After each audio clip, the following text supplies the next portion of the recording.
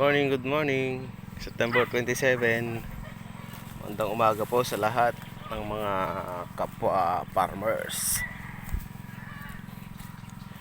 Po, spray na naman natin ngayon, guys. Kailangan alagaan yung mga ganitong butil na po siya.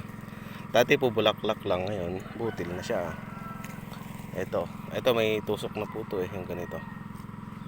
So sana maka-survive pa to. Ayan po. Nag-i-spray po tayo ngayon.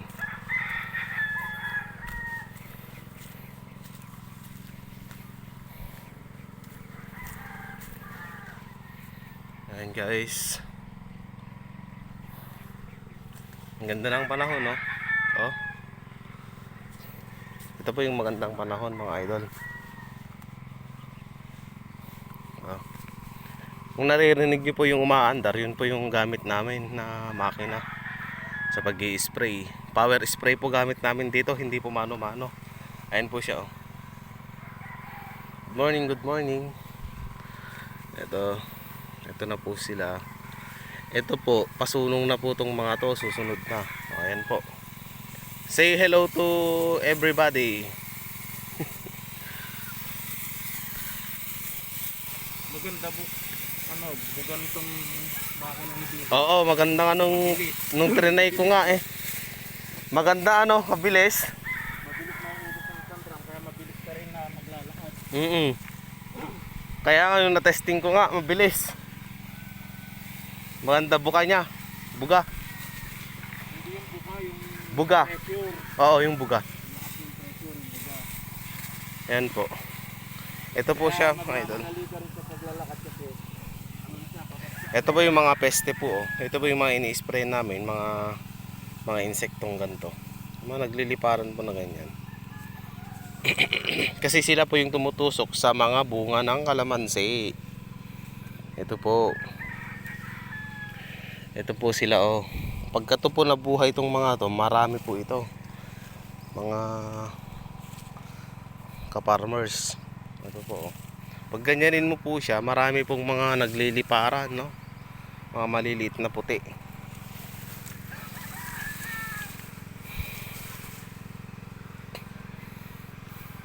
Ayan po, ayan na po siya. So kadalasan po ang inaabot po ng pag-i-spray namin dito, pag dito inaabot ng dalawa. Pag ganito kalakas ang buga ng pressure, 30 minutes lang ang isang drum. Ang isang drum. Hindi ka tulad dati, 45 minutes ang isang drum. Oo. Mahina yung pressure. Sira na kasi mga pressure. Sa isang drum 30 minutes lang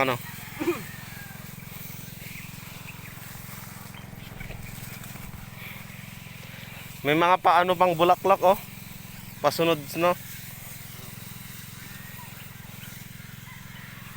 Kahit di na magtuloy yan ngayon. Oo nga. Kasi magiging January yan eh. Oo nga. Malilis tayo. Kahit dapat kahit malaglag na sila, malilis sa April. Malilis tayo. Ang sabi, idol, ay mga ka-farmers, pag eto binuhay mo pa tong mga bulaklak na to, eto, inalagaan mo pa sila, malilihis ka sa kamahalan ng kalamansi next year. Ang sinasambot po namin yung kamahalan, yung April. Kaya kailangan dapat pag eto mga na-harvest na to ng November, December, magpapabunga na kami ulit, magbilang ka ng 4 months. December, January, February, March. So April, pwede ka na magpapitas. Ganun po. So ito pag inalagaan mo kasi itong mga farmers, malilihis ka talaga. Kasi January, pipitasan mo pa to. Magpapabunga ka ng February, March, April, May, June. Mura na ang kalamansi. Pag ganun. So kahit hindi na namin to alagaan, mga idol, itong mga bulaklak na to, ang importante lang to na maalagaan yung pang December. Kasi mahal din ang kalamansi pag December eh. Ito. Ayan po. Ang ganda po pala pagka nag-grass cutter, Ilang araw din po namin grass cutter to, dalawa po kami.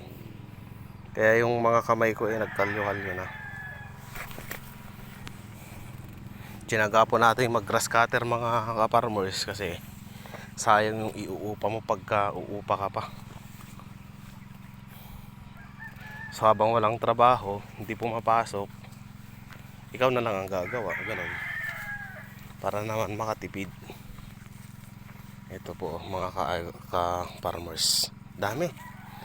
Ito yung maganda, yung mga maliliit pang kalamansi.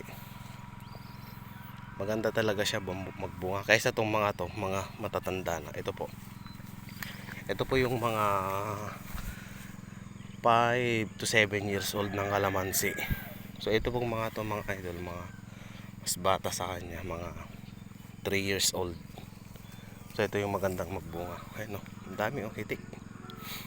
Hitik po sa bunga.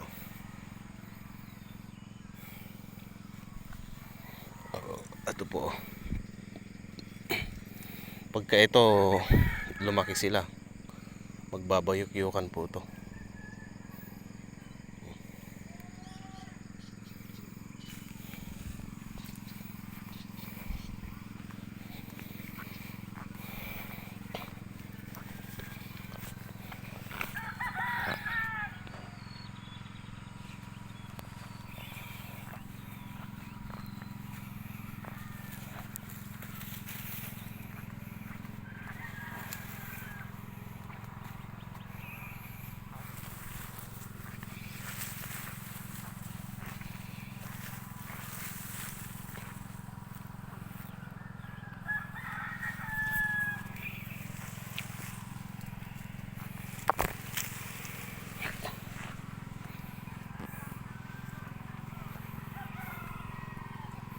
Dapat idol ang ginagawa natin, naghihila ng hose.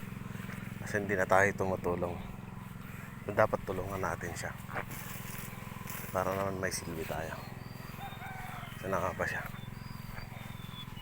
Ayun. Ayun.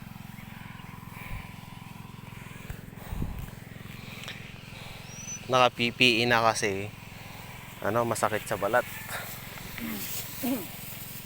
Pagka nabababad sa laso ng katawan ng nag-i-spray.